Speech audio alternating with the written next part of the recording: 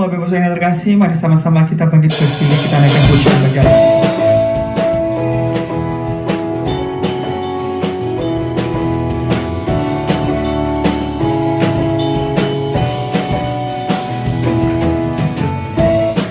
Begitu besar kasih telah tercurah bagi dunia, kau kasihmu yang tak mulia, tiada terselangi besarnya perbuatan, kau beri hidupmu bagi diriku, tiada yang sepertimu, kau berkuasa selamanya, ku puji kau selalu. Oh, betapa dalamnya, betapa lebarnya kasih setiamu. Oh, oh, oh, tiada bandingannya, tiada duanya, tiada seperti kau, Yesus Tuhanku.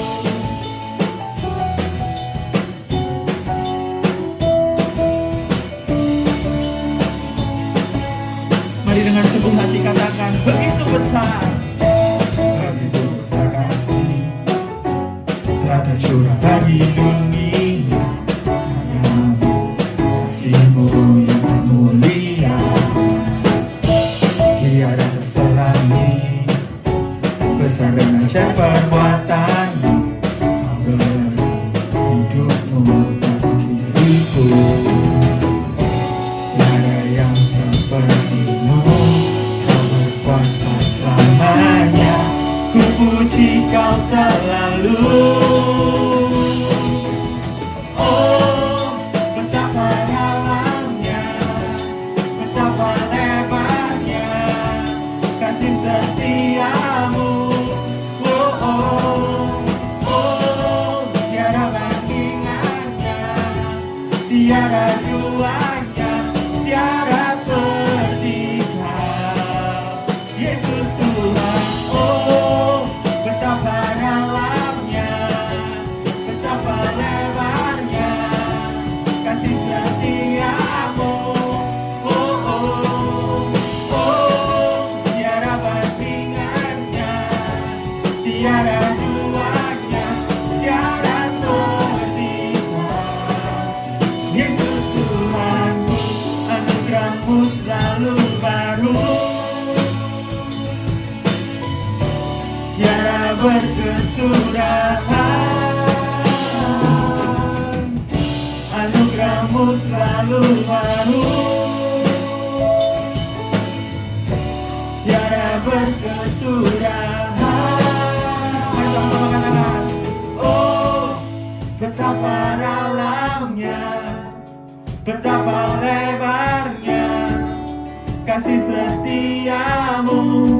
Oh, oh, oh, tiada bandingannya, tiada duanya, tiada seperti kau, Yesus Tuhan. Oh, betapa dalamnya, betapa lebarnya kasih setiamu. Oh, oh, oh, tiada bandingannya, tiada duanya, tiada seperti kau, Yesus Tuhan. Oh, betapa dalamnya, betapa lebarnya kasih setiamu. Oh, oh, oh, tiada bandingannya, tiada duanya, tiada seperti kau, Yesus Tuhan.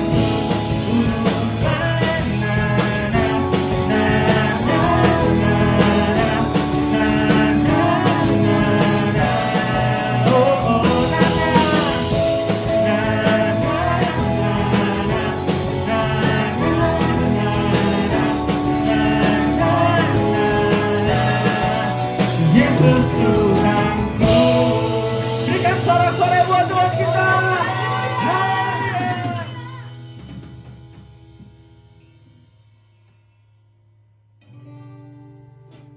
pengorbananmu sungguh sempurna bagi setiap kami Tuhan.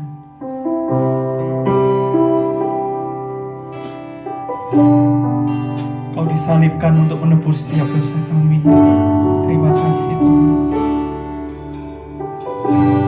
Manakah aku dapat pergi menjauhi rohmu yang suci, kau sahabat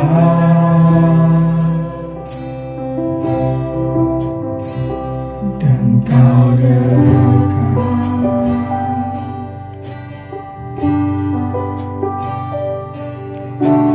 Bahkan seluruh pengabdianku tak bisa membalas kesetiaanmu, sungguh mulia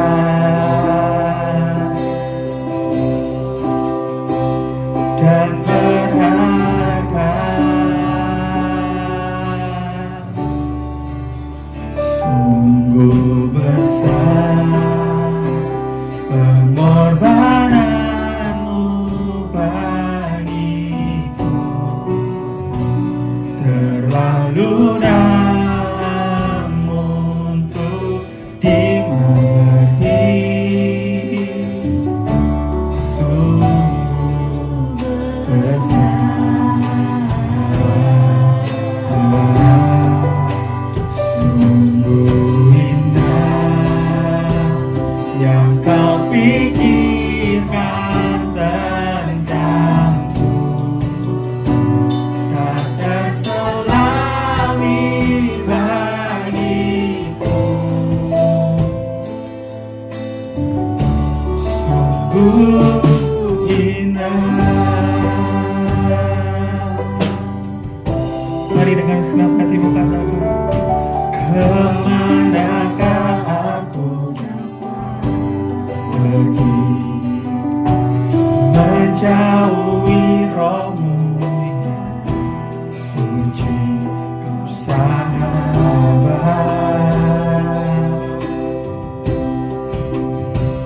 dan kau dekat.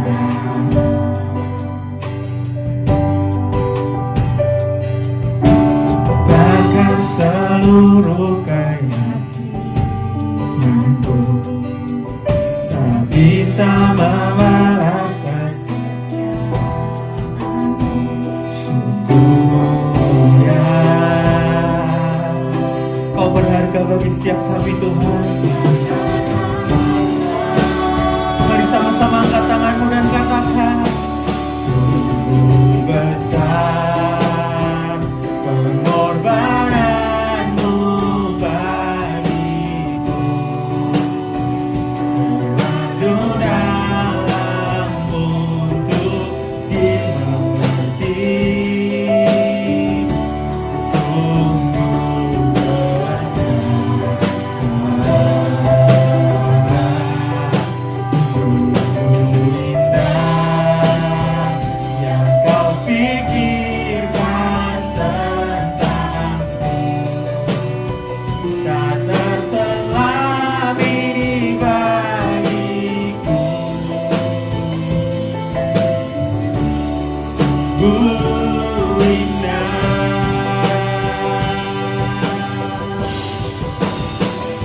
Sungguh besar pengorbananmu bagiku, terlalu dalam untuk dimengerti. Sungguh besar, sungguh indah yang kau pikirkan tentangku, tak terselami bagiku. Sungguh indah, sungguh besar pengorbananmu bagiku. Pengorbananmu sungguh besar bagi setiap kami Tuhan.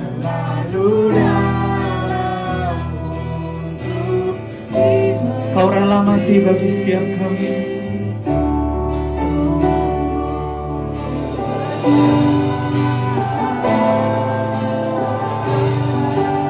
Sungguh indah yang kau pikirkan tentangku, tak terselami bagiku. Sungguh indah, sungguh besar pengorbananmu bagiku, terlalu dalam untuk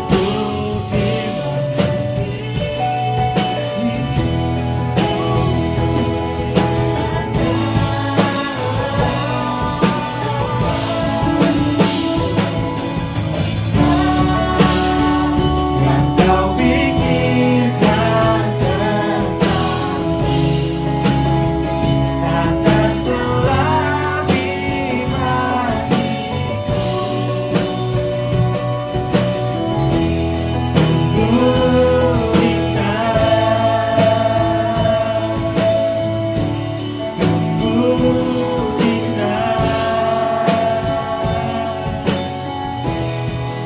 Sungguh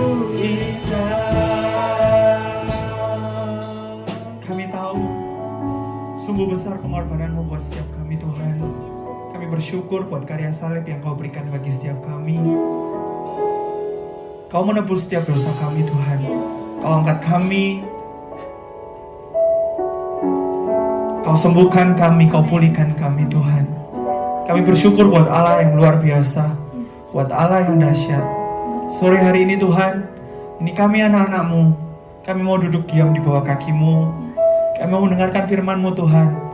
Beri setiap kami roh hikmat, wahyu dan pengertian, agar kami dapat mengerti firman-Mu dan kami dapat melakukannya dalam kehidupan kami.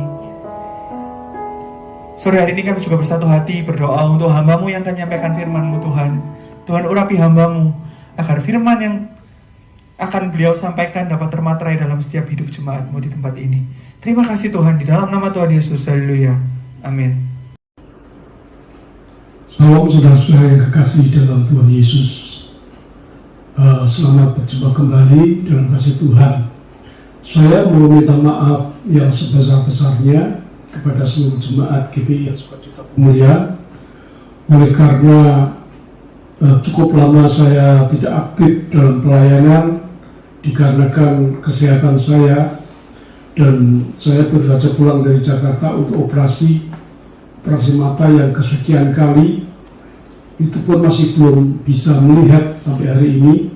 Dengan rendah hati saya mohon dimaafkan, tetapi ada kabar baik buat saudara juga, bahwa tadi malam saya sudah menghubungi pihak UBS yang memiliki gedung gereja, bahwa saya minta untuk diizinkan kita mulai ibadah kembali secara offline, dan beliau sudah mengatakan oke. Lalu dia katakan tunggu sebentar, mau dirundingkan dengan keluarga, dan tadi pagi kami sudah dapat keputusan bahwa kita akan segera memulai kebaktian bersama di gedung gereja yang sama juga. Hanya dalam minggu ini kami masih rekaman, tapi nanti minggu depan tanggal 10 kita akan mulai ibadah. Kita doakan supaya hadirat Allah menguasai dan jemaat boleh kembali beribadah bersama-sama. Saya yakin Tuhan akan membawa sesuatu yang baru buat kita, untuk membuat kita semakin bertumbuh mengenal Kristus dan giat di dalam pekerjaan Tuhan, karena kita hidup di masa-masa terakhir di mana Yesus akan segera datang kembali. Dan saya percaya bahwa Tuhan sedang mempersiapkan umatnya untuk suatu jemaat menjadi jemaat yang kudus, tidak bercacat di hadapan Allah, untuk menantikan kedatangan Tuhan Yesus yang kedua kalinya. Karena itu kita akan lebih giat dalam pekerjaan Tuhan, supaya Tuhan dimuliakan dalam segala sesuatu. Dan saya ingin supaya ada komitmen dari kita semua untuk kita sama-sama menyenangkan hati Tuhan. Pandemi sudah hampir selesai walaupun masih belum tuntas, tapi bersyukur kita diberi anugerah oleh Tuhan untuk dapat melalui masa-masa sulit selama 2 tahun lebih. Bahkan sekalipun sampai hari ini dampaknya masih terasa, dan masih ada banyak yang mengalami sesuatu yang kurang baik dalam hidupnya, baik itu kesehatannya, ekonominya, dan juga segala halnya. Tapi percayalah, ini waktunya perkenanan Tuhan, di mana Tuhan akan memulihkan kita semua dalam segala hal. Kalau kesehatan kita sempat dicuri sama iblis, maka kita percaya bahwa Tuhan akan kembalikan segera. Kita memiliki tubuh yang sehat, memiliki tubuh yang kuat, untuk kita dapat melayani Tuhan dengan segenap hati, jiwa, dan kekuatan kita. Dan kalau ekonomi kita juga ikut tercecer, ikut kacau balau, maka saya percaya mulai tahun ini Tuhan akan pulihkan kembali. Karena Tuhan sudah berjanji bahwa kita akhirnya akan mengalami lawatan Tuhan yang dahsyat bagi kita semua. Karena itu malam hari ini saya ingin katakan kepada saudara bahwa inilah waktunya untuk betul-betul kita mencari Tuhan.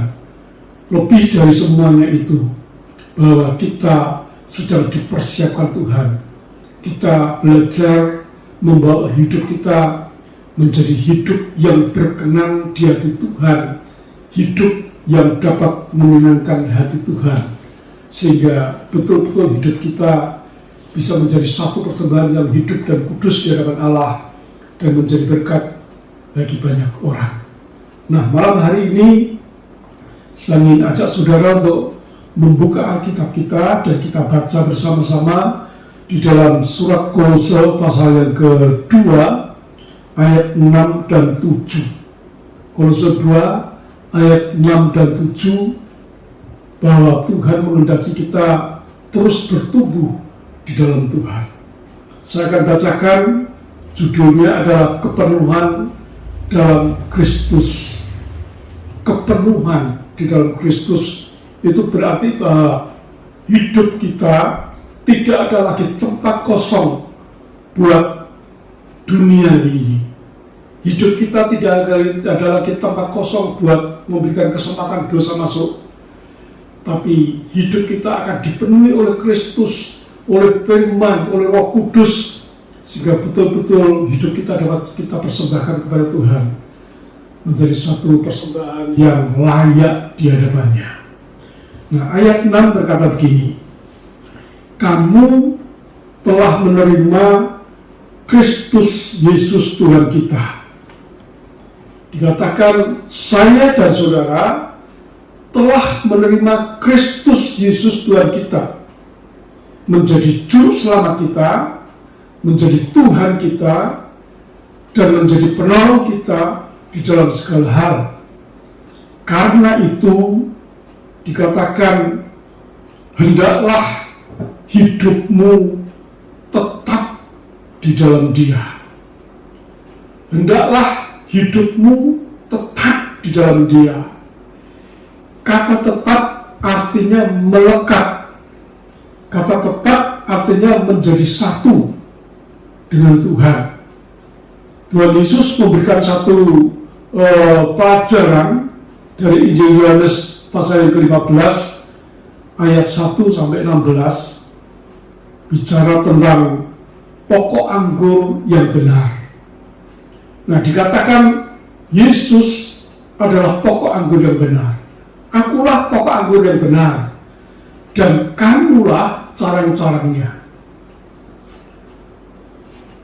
Carang ini tidak akan bisa hidup kalau terpisah dari pokoknya. Begitu carang itu dipotong, maka carang itu dengan sendirinya akan mati. Karena itu Alkitab mengatakan Yesus adalah pokoknya dan kita adalah carangnya, yang Tuhan kehendaki carang itu tetap melekat pada pokoknya. Kenapa harus melekat?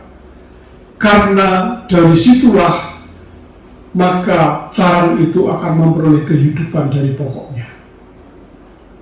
Dari situlah carang itu akan memperoleh makanan dari pokoknya. Dan dari situlah carang itu akan bisa bertumbuh dengan sehat. Kalau kehidupan kita melekat pada Tuhan, tetap di dalam Dia, maka kita pasti akan hidup dan kita pasti akan bertumbuh menjadi subur dan akhirnya bisa mengeluarkan buah. Tetapi bila carang ini terputus, terlepas dari pokoknya, maka dalam beberapa hari carang itu akan menjadi kering. Dan kalau carang itu sudah kering, maka carang itu akan dibuang, dilempar, dan dibuang ke dalam api untuk dibakar. Demikian juga kehidupan kita, saudara-saudara. Tuhan mau kita tetap di dalam Dia. Kalau kita melekat kepada Tuhan, kita tetap di dalam Dia, maka kita akan memperoleh kehidupan. Dan pasti kehidupan kita itu akan terus subur sampai selama-lamanya. Tapi begitu kita menjauhkan diri dari hadapan Allah, kita mulai tidak lagi bersekutu dengan Tuhan. Kita mulai lagi tidak isi diri kita dengan firman, tidak pernah lagi merenungkan firman, tidak pernah lagi berdoa, maka kita akan terbuang, terlepas dari pokok itu. Dan akibatnya kita akan terbuang dan masuk ke dalam api neraka.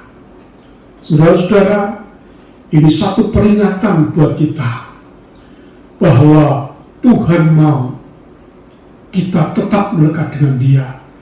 Jangan sampai ada seorang pun dari kita yang lepas daripada Tuhan dengan alasan apapun. Mungkin kesibukan, sudah lama aku nganggur, sekian tahun aku tidak bisa bekerja karena pandemi. Saudara-saudara, sehingga kita begitu dapat kesempatan untuk berjaga kembali, maka kita berusaha sedapat mungkin mencari supaya kita dapat kehidupan. Saya mau katakan kepada saudara, kita harus bekerja keras, tapi lebih daripada itu, kita harus makin dekat dengan Tuhan. Kita lekatkan diri kita dengan Tuhan. Artinya kita lengket, kita betul-betul hidup sesuai dengan kehendak Tuhan, melekat dengan Tuhan. Maka kalau kita melekat dengan Tuhan, kita akan terus mengalami pertumbuhan yang sungguh luar biasa. Karena itu Tuhan katakan, karena itu hendaklah hidupmu tetap di dalam Dia. Lalu dikatakan lagi, kalau kamu tinggal di dalam Aku dan firman-Ku tinggal di dalam kamu, kata firman Tuhan, Yohanes 15.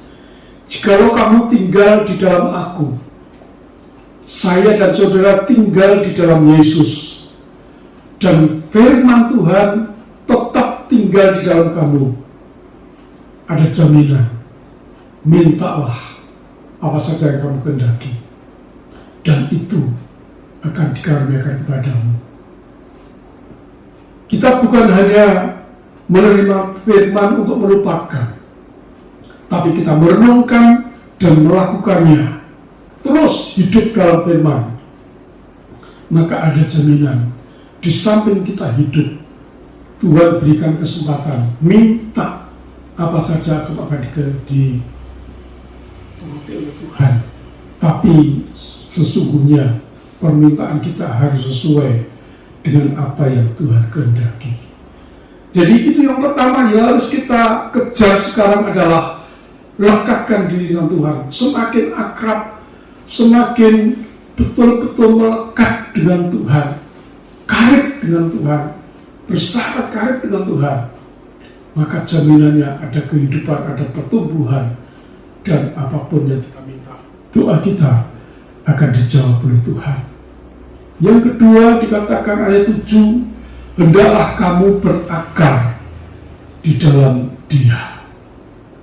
Sebatang pohon yang ditanam di tanah, dia akan mengalami pertumbuhannya dimulai dari akarnya. Memang akar itu tidak bertumbuh ke atas, tapi akar itu bertumbuh ke bawah, terus menembus tanah sampai dia mencium adanya air, dan air itu bicara tentang kehidupan. Dan begitu akar itu mencium adanya air, dia akan merambatkan dirinya ke batang air ini, lalu dia akan mendapatkan makanan untuk suplai batangnya supaya bisa bertumbuh. Demikian juga kehidupan kita, saudara-saudara. Tuhan mau kita berakar di dalam Tuhan. Berakar di sini artinya kita semakin dalam mengiring Tuhan. Kita semakin dekat dengan Tuhan. Kita harus belajar memprioritaskan mana yang Tuhan, mana yang untuk diri kita. Saya mau katakan, kejarlah Tuhan. Kitab Amos mengatakan, carilah aku, maka kamu akan hidup. Jangan mencari yang lain, carilah Tuhan. Karena sumber kehidupan adalah Tuhan sendiri. Mari saya ajak saudara untuk kita semakin berakar. Kita bersyukur, kita akan mulai kembali besok malam, setiap Sabtu malam, untuk kembali memulai pemuritan. Pemuritan adalah salah satu cara yang dipakai oleh Tuhan untuk membuat kita bisa berakar. Dan berakar bisa menembus kehidupan yang sebenarnya. Pohon itu akan menjadi kuat kalau akarnya tembus ke dalam. Pohon itu tidak akan mudah digoncangkan. Walaupun angin badai datang, hujan keras datang, banjir datang, tidak akan mudah tercabut, tidak akan mudah roboh kalau akarnya kuat, saudara-saudara. Dan kalau pengiraan kita kepada Tuhan itu kuat, sungguh-sungguh dekat dengan Tuhan, maka kita akan menjadi orang Kristen yang tidak mudah terombang-ambing oleh angin pengajaran apapun juga, oleh pengaruh dunia yang semakin jahat, semakin kejam. Saudara-saudara, setan punya kesempatan tinggal sedikit, dia akan bekerja keras untuk menghancurkan iman orang-orang percaya dengan tipu dayanya yang begitu rupa. Dan sekarang dia bekerja dengan terang-terangan, dia berusaha menghancurkan. Saya melihat, saya renungkan ketika saya ada di ICU dalam kondisi setengah mati. Saudara, periode pertama 16 hari saya dikurung di ICU, tidak ada seorang pun yang boleh besuk, yang ada adalah suster dan dokter. Di situ saya menjadi kurus kering, tidak bisa makan, tidak bisa tidur.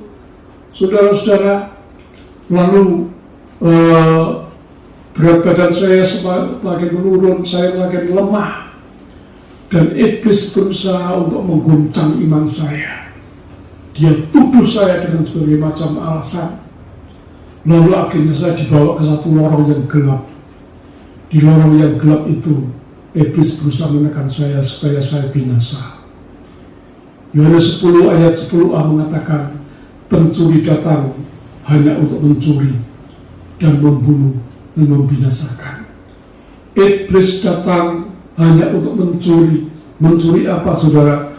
Mencuri sejahtera kita, mencuri iman kita kepada Tuhan, dipengaruhi dengan berbagai cara, mencuri apa yang kita dapat daripada Tuhan, berkat-berkat kita, kesehatan kita, semua dicuri. Dan saya mengalami itu.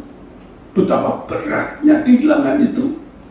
Karena 13 hari pertama saya dibawa ke satu lembah kematian yang mengerikan. Dan satu langkah lagi mungkin saya sudah mati. Karena ada suara yang mengatakan, orang yang masuk ke sini tidak akan bisa keluar lagi. Gelap gulita, pekat, tidak bisa melihat, sesak nafas. Dan rasanya sudah tidak ada harapan untuk saya bisa hidup kembali.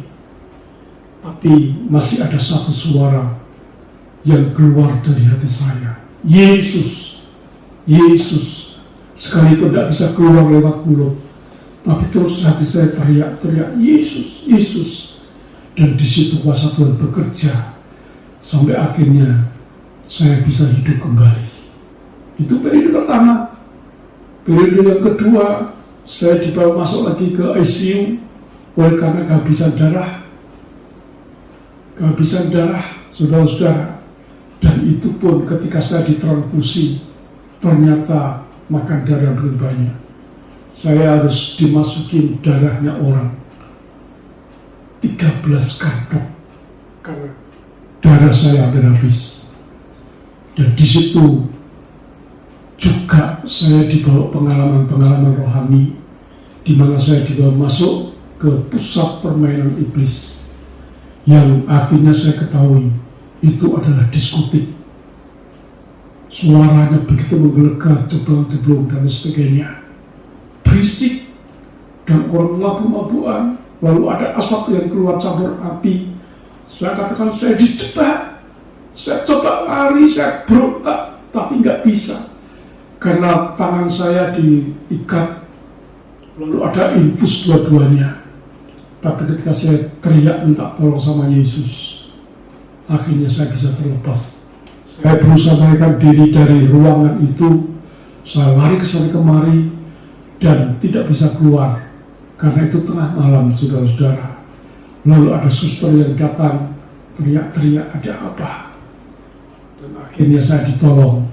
Saya bisa dikembalikan ke ruangan yang lain untuk dirawat, ditransfusi darah kembali, dan saya bisa hidup kembali. Lalu setelah itu sakit yang lain menimpa saya lagi terus beruntun. Saya hitung, saya di ICU selama 46 hari, tidak makan dan juga tidak tidur. Betapa beratnya penderitaan ini. Setelah sembuh, saya pulang, saya sudah senang karena ternyata saya bisa bebas. Kalau dokter mengatakan kamu boleh pulang, tapi harus pakai kursi roda dan pakai oksigen. Saya tanya sampai kapan saya pakai kursi roda dan oksigen, dan dokter mengatakan kemungkinan bisa untuk selamanya. Kemungkinan selama hidup saya akan pakai kursi roda dan oksigen. Tapi kenyataannya di rumah baru belum sampai seminggu saya bisa lepas oksigen dan saya bisa lepas kursi roda. Itu anugerah Tuhan. Saya tahu itu pekerjaan Tuhan. Dokternya sampai heran kok bisa. Tetapi itulah Tuhan kita. Tapi gak lama kemudian saya diserang lagi oleh iblis dengan menyerang mata saya. Dibuat kataraknya semakin tebal dan saya harus konsultasi dengan dokter. Lalu iblis pakai dokter itu untuk operasi saya. Dan ternyata salah operasi dan gagal. Lalu akhirnya terjadi kebutaan di mata sebelah kiri saya. Harus dioperasi ulang. Sampai hari ini sudah 4 kali operasi besar buat mata saya. Dan juga disobek bola matanya, itu menyakitkan. Yang terakhir, saya baru ketahui kenapa sudah disobek bola mata, karena sudah dioperasi. Kok nggak sembuh, tapi tambah parah. Tambah nggak bisa melihat. Akhirnya saya minta petunjuk dan dibawa ke Jakarta. Sampai di Jakarta, saya langsung ditangani oleh dokter dan dioperasi. Bola mata saya dibelah dan dipasang implan di sana, lalu dijahit kembali. Dan itu rasa cokot-cokot sakitnya sudah mulai hilang. Dan sedikit ada harapan untuk saya bisa melihat kembali. Walaupun nanti akhirnya harus operasi lagi untuk pasang lensa, sudah. Tapi saya melihat perkembangannya. luar biasa. Dan saya katakan itu adalah pekerjaan Tuhan. Itu adalah pekerjaan Tuhan, bukan kemampuan manusia. Dokter hanya dipakai. Dokter yang saya harapkan bisa menyembuhkan di Surabaya semuanya keliru. Dikatakan katanya ini salah operasi, ini salah penanganan di Surabaya. Dan sekarang mata saya memang sudah rasa enak walaupun belum sembuh. Tapi saya nunggu waktunya untuk dioperasi kembali, memulihkan mata supaya bisa melihat kembali. Dan itu terjadi karena pertolongan Tuhan. Saudara, berbagai macam tekanan, berbagai macam ini belum ditinggalkan teman-teman. Di rumah kami hanya bertiga, saya dengan suster dan dengan cucu saya. Nggak ada orang yang bisa komunikasi. Di telepon pun nggak pernah, apalagi besok ke rumah. Rasanya ditinggalkan sendirian, sakit memang. Tapi saya baru tahu itu adalah proses buat saya. Proses. Cukup berat memang diproses. Tapi saya tahu Tuhan menghendaki saya menjadi sempurna. Kalau saya ingin menjadi sempurna, seperti firman Tuhan mengatakan, untuk masuk kerajaan Allah, maka setiap orang akan mengalami banyak penderitaan sengsara. Dan saya salah satunya orang yang mengalami penderitaan sengsara yang berlarut-larut. Sampai hari ini sudah hampir 1 tahun saya menderita sakit ini. Tapi saya percaya akhir akan berakhir juga dan saya akan sehat kembali. Bagaimana saya bisa kuat menghadapi semuanya itu? Bagaimana saya bisa tetap teguh berdiri di hadapan Allah? Bagaimana saya bisa tetap percaya kepada Yesus? Karena saya belajar membawa diri saya untuk dekat dengan Tuhan. Berakar. Jadi, kalau akar itu semakin kuat, guncangan besar terjadi, akan tetap bisa berdiri. Dan saya berdoa supaya saya diperkenankan untuk terus berdiri melayani Tuhan, menyenangkan hati Tuhan. Saya ingin orang yang dekat dengan saya pun sama. Memang mereka belum mengalami sesuatu, tapi kesaksian ini mudah-mudahan bisa membuat satu peringatan bahwa suatu saat kalau kita diproses oleh Tuhan, maka kita akan terus menyerahkan diri dekat dengan Tuhan. Baru di situ kita akan menjadi kuat. Jadi yang kedua, berakar di dalam Dia, menjadi kuat di dalam Tuhan. Fondasi sebuah rumah yang berdiri tegak, saudara-saudara, kalau rumah itu ingin menjadi kuat, maka fondasinya harus kuat. Begitu fondasinya asal-asalan, walaupun rumah itu mewah, ketika terjadi badai, ketika terjadi hujan, maka rumah itu akan roboh. Bangunan itu akan roboh. Karena kekuatan rumah itu ada pada fondasinya. Memang fondasi itu ditanam di dalam tanah. Semakin fondasinya masuk ke dalam, semakin banyak kuat, maka fondasi itu, rumah itu akan semakin kuat. Tuhan memberikan perumpamaan. Ada rumah yang dibangun di atas pasir, ketika turun hujan dan angin, maka rumah itu akan hancur. Tapi ada rumah juga yang dibangun di atas batu karang, fondasinya batu karang, fondasinya adalah Yesus.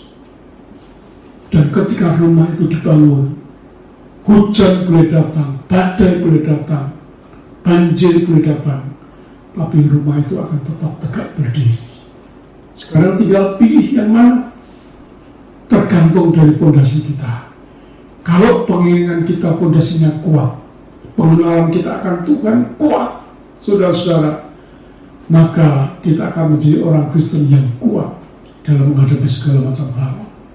Jangan menjadi Kristen yang cengeng, ada masalah sedikit, sudah nangis-nangis, sudah teriak-teriak, Tuhan jahat, dan lain sebagainya. Tuhan tidak mengasihi saya. Tuhan mengasihi, karena itu kita diproses. Tuhan ingin kita menjadi kuat, menjadi dewasa dalam Tuhan. Tapi yang harus dibenahi lebih dulu adalah fondasinya, agar kita menjadi kuat. Dan untuk bisa menjadi kuat, maka kita harus lekatkan diri kepada Tuhan. Kita harus karib dengan Tuhan. Kita harus punya hubungan yang intim dengan Tuhan. Membangun diri kita di atas dasar yang teguh. Sampai akhirnya percaya kita kepada Tuhan, itu yang akan menjadi fondasi kehidupan kita. Yang ketiga, dan dibangun di atas Dia. Kalau fondasinya sudah jadi, sudah kuat, maka berikutnya bangunan itu akan didirikan. Dan dalam hal membangun ini pun ada macam-macam alatnya, saudara, perkakasnya. Dalam membangun bangunan itu pun ada banyak yang harus kita pikirkan. Tentunya kita tidak mau membangun rumah dengan jerami, dengan papan yang asal-asalan, dengan kayu yang mudah lapuk, atau mungkin dengan batu bata, tapi batu bata yang asal-asalan pokoknya jadi rumah. Saudara, tidak. Tentunya setiap orang yang membangun ingin menjadi bangunannya kokoh kuat, dan bisa dikerjakan dengan baik. Nah, Tuhan ajarkan kepada kita, kalau kita ingin tahu bangunan yang kuat, maka bangunan itu harus diuji. Diujinya dengan api, dengan air, dengan hujan, dengan badai. Saudara, dikatakan kalau bangunan yang kita dirikan itu dari jerami, dari kayu, dari ini, saudara, ketika ada api yang menyambar, maka bangunan itu akan hancur. Tapi kalau bangunan itu terdiri dari emas, dari permata, dari satu hal logam-logam mulia, ini bicara tentang kehidupan yang betul-betul diserahkan, diproses, dibentuk oleh Tuhan. Saudara-saudara, menyakitkan memang. Emas itu harus dibakar, sangat menyakitkan. Tetapi semakin panas api yang membakarnya, maka kemurnian emas itu akan terlihat. Tidak akan lagi ada campuran, sebab campuran akan hanyut terbakar oleh api. Tetapi akan menjadi emas yang murni. Begitu juga dengan permata yang lain, akan diuji dengan api. Kehidupan kita akan diuji dengan berbagai macam pencobaan, dengan berbagai masalah yang kita hadapi. Memang ketika kita diuji nggak enak, rasanya mau berontak, rasanya mau lari. Aku ikut Tuhan, kenapa kok tambah menderita? Aku ikut Tuhan, kenapa tambah sakit semua? Saudara, ingat, itu adalah proses. Dan itulah cara Tuhan membentuk kita. Sebab Tuhan ingin kita menjadi bejana-bejana yang murni di hadapan Allah, bejana yang berharga di hadapan Allah. Saya yakin dengan kita siap untuk dibentuk, kita akan menjadi bangunan yang teguh di hadapan Tuhan. Lalu yang berikutnya, hendaklah kamu bertambah teguh dalam iman yang telah diajarkan kepadamu. Bertambah teguh di dalam iman. Bertambah teguh dalam iman. Semakin hari semakin percaya pada Yesus. Tidak lagi menuruti pikirannya sendiri. Ada apa kita bandingkan dengan pikiran kita? Wah, secara logika kan begini. tapi kita percaya firman Tuhan 100%. Kita yakini firman Tuhan ya dan amin, tidak mengantungkan pikiran kita. Dikatakan oleh Amsal Sulaiman pasal yang ketiga, jangan kamu sampai bersandar pada pikiranmu sendiri, tapi akuilah dia dalam segala lakumu. Mengakui Tuhan dalam segala laku kita, artinya apapun yang terjadi, kita tetap bersandar kepada Tuhan.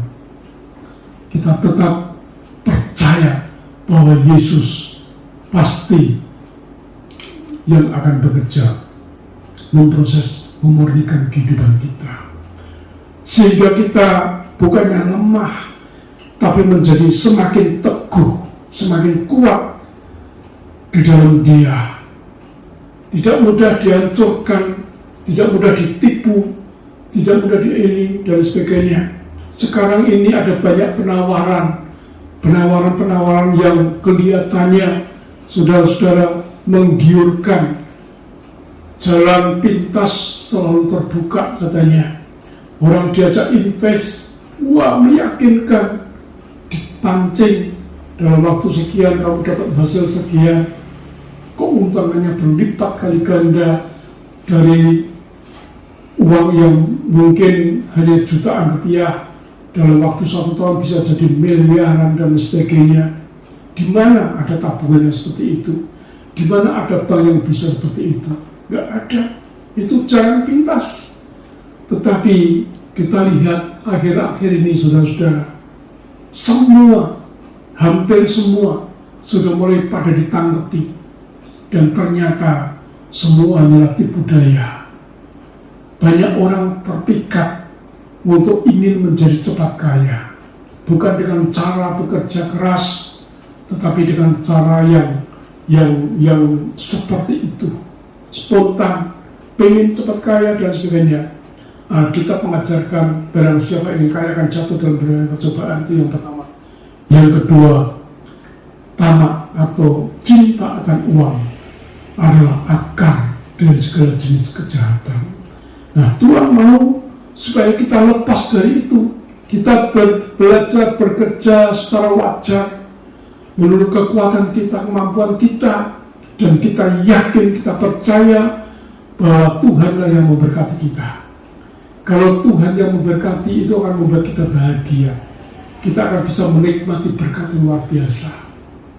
Saudara, kita mulai dari yang kecil, step by step, maka akhirnya kita akan menjadi orang yang diberkati oleh Tuhan. Jangan sampai kita ingin menjadi kaya, yang akhirnya akan jatuh dalam pencobaan. Dan jangan sampai ada seorang pun yang cinta akan uang, karena cinta akan uang adalah akar segala kejahatan, dan itulah yang akan menghancurkan kita. Dikatakan, hendaklah kamu bertambah teguh di dalam iman, semakin percaya kepada Tuhan. Dan yang terakhir dikatakan, hendaklah hatimu melimpah dengan syukur. Hendaklah hatimu melimpah dengan syukur. Artinya apapun yang kita terima, apapun yang kita alami, jangan mengeluh, jangan berontak, tapi mengucap syukurlah. Sebab kuasa pengucapan syukur itu dahsyat. Itu akan merubah kutuk menjadi berkat. Itu akan merubah kemiskinan menjadi kaya. Itu akan merubah sakit penyakit menjadi sehat. Itu akan membuat hidup kita sejahtera. Itu akan membuat kita bahagia, sukacita, kuat, dan lain sebagainya. Tuhan ingin berikan ini kepada kita semua kalau kita mau belajar bertumbuh di dalam Tuhan. Hari ini adalah hari di mana kita akan memperingati kematian Tuhan. Melalui perjamuan kudus, firman Tuhan sudah mengatakan kita disuruh bersekutu dengan tubuh darah dan darahnya. Dan ketika kita bersekutu dengan tubuh dan darahnya lewat perjamuan kudus, maka kita sedang memperingati hari kematian Tuhan, hari sengsara Tuhan. Karena itu, biar firman ini diteguhkan oleh perjamuan kudus yang kita akan hadapi ini. Saudara-saudara, mari siapkan hati kita. Buka hatimu. Yesus datang ke dunia. Kalau saya baca dalam Yesaya 53, dia ditolak oleh manusia, dia sengsara, dia dihajar, dia dibunuh, dia disalibkan. Bilur-bilurnya, seluruh tubuhnya hancur karena dicambuk oleh manusia. Darahnya tercucur keluar sampai di atas kayu salib pun terus mengalir darah itu sampai habis untuk menebus dosa kita. Karena itu ayo kita menghargai perjamuan kudus ini di hadapan Allah. Kita nyanyikan satu pujian. Oleh kuasa darahmu kau telah tebus dosaku. Oleh kuasa darahmu kau telah tebus dosaku. Kekudusanmu melingkupiku. Kasihmu mengalir memulihkan hidupku. Sungguh besar anugerahmu, selamatkan hidupku. Ku menjadi ciptaan yang baru oleh kuasa darahmu.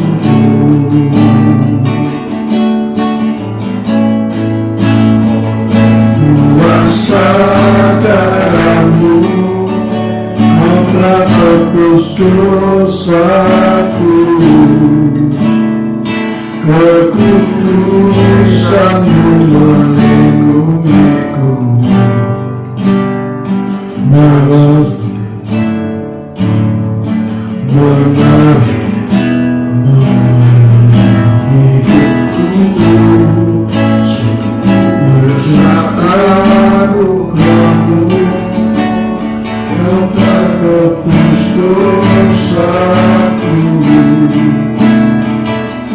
Menjadi ciptaan yang baru oleh kuasa darahmu. Ku menjadi ciptaan yang baru oleh kuasa darahmu. Saudara, di hadapan kita ada roti dan anggur yang adalah tubuh dan darah Tuhan Yesus. Kita akan bersekutu dengannya dengan memakan roti itu dan anggur itu. Tapi saya mengingatkan pada saudara,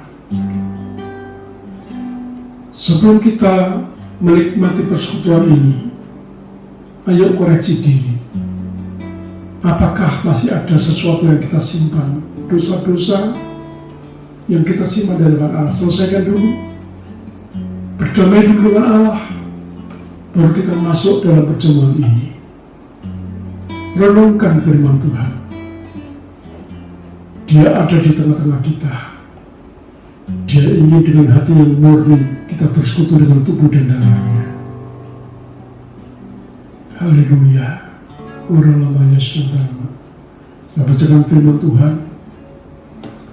Sebab apa yang telah aku teruskan kepadamu telah aku terima dari Tuhan, yaitu bahwa Tuhan Yesus pada malam waktu ia diserahkan mengambil roti, dan sesudah itu ia mengucap syukur atasnya, Ia memecah-mecahkannya dan berkata, inilah tubuhku yang diserahkan bagi kamu.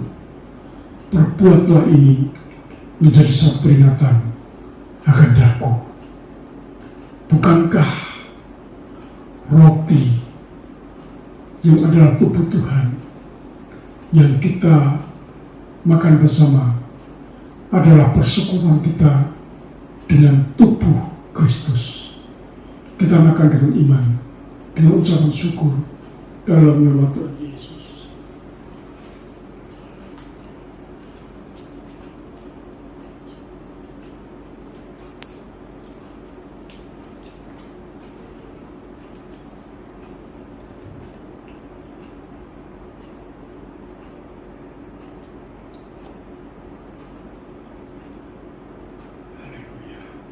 Haleluya.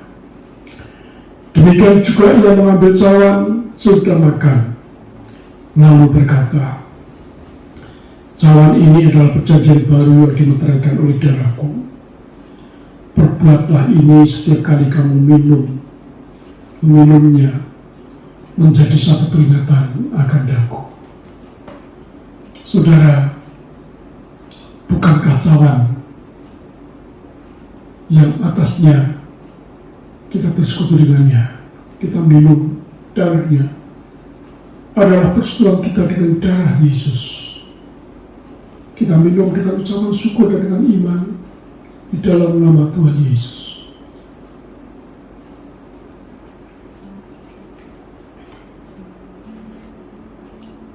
Haleluya. Iralamaya Shantana Matakalamaya Shantana Mata. Meteraikan ini Tuhan, biar kami menjadi kuat, biar kami menjadi satu dengan Tuhan. Selalu kami diperingatkan oleh tubuh dan darah-Mu. Selalu kami mengucap syukur dalam segala hal, dan kami tidak lagi terpisah dengan Engkau, supaya kami dapat kehidupan yang kekal di dalam-Mu.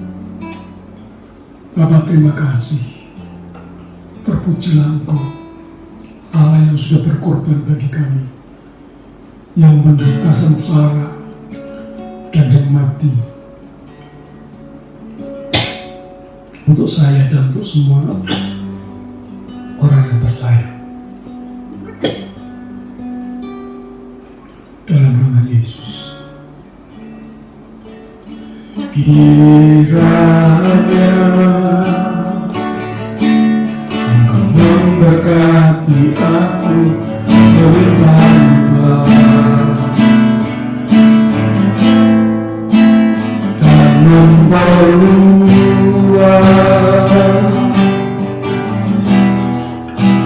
kerajaan-Mu,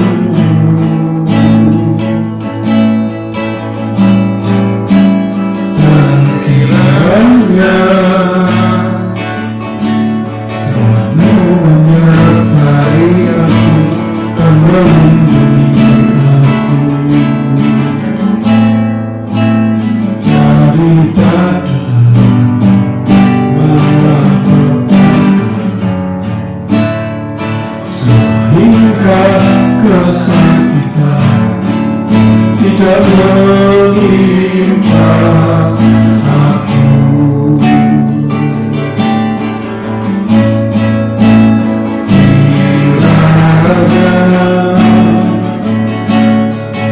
Memberkati aku berlimpah-limpah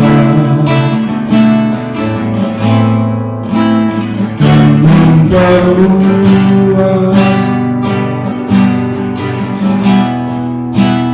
daerahku.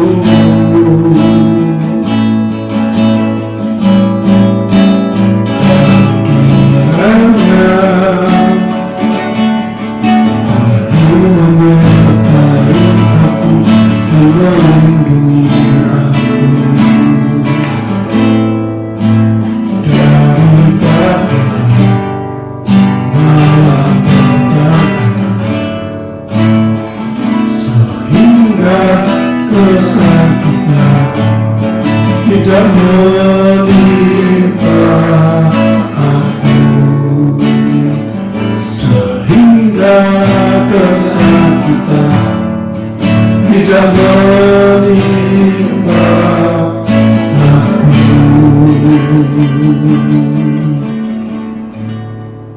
kita angkat tangan di hadapan Tuhan.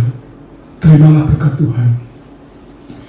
Kasih karunia dan damai sejahtera dari Bapa yang baik, Bapa segala kehidupan, dicurahkan kepada jemaat Allah dengan berlimpah-limpah berkat yang terbaik dari surga di dalam Kristus Yesus. Kiranya diterima dengan iman dan persekutuan dengan Roh Kudus menyertai kita semua. Tuhan memberikan kelegaan, kekuatan, Tuhan memberikan kesanggupan untuk melakukan yang terbaik, supaya nama Tuhan semakin diagungkan dan dimuliakan. Terimalah berkat ini di dalam nama Tuhan Yesus Kristus. Yang percaya kita bersama-sama katakan amin. Tuhan memberkati. Selamat malam. Sampai ketemu pada tanggal 10 minggu yang akan datang dalam ibadah bersama di gedung gereja seperti biasa di Lebak Jaya 341. Tuhan memberkati. Amin.